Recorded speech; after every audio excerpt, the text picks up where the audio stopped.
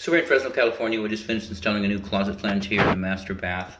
Problem we had originally was the old flange was a combination ABS and steel adjustable ring, and it had some water damage, so it had rusted through. The bolts would not hold, at least on one side.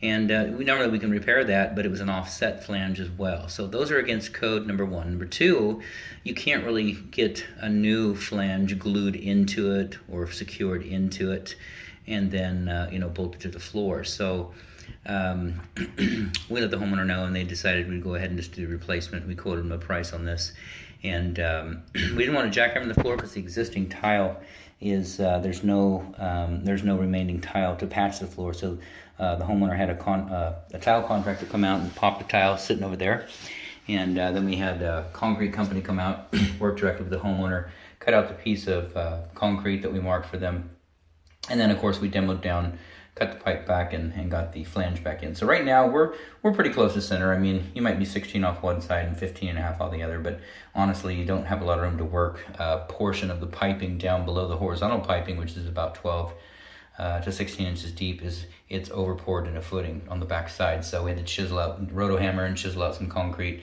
and get a new we had a coupling and a street medium sweep 90, and then of course an offset 22.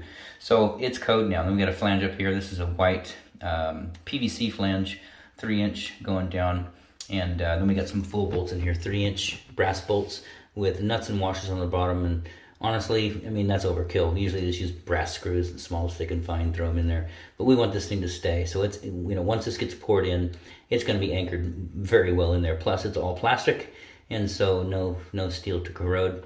And then of course our concrete contractor, he's going to come out here and put some dowels in. He'll probably put one in the corner over there, one in the corner, one in the back, and then bend it down just to give some added strength. So when you pour this concrete, there's no movement. We're going to leave it full depth right now. You've got about 5 to 6 inches deep, and we're going to leave that. So we watered it all down around the perimeter to get the dirt off, so it's nice clean concrete to float to. We set the flange just a little bit low. Reason why is we like them to float the floor in without trying to accommodate the flange, trying to trowel around it, and then you get an uneven surface. So feel free to just cut. It's about an 1/8 inch low, so it'll disappear, and we'll come back and tap around the concrete and get the excess off. So no big deal. A little rag in there just to keep the sewer gases from coming out and keep this concrete from going down, and then some tape temporarily underneath here. We've got some putty in place for the closet bolts to go back in. So anyways, that's good. And so they'll get the floor patched, get the tile back in. We'll set the toilet back in here. Outside of that, this installation is done.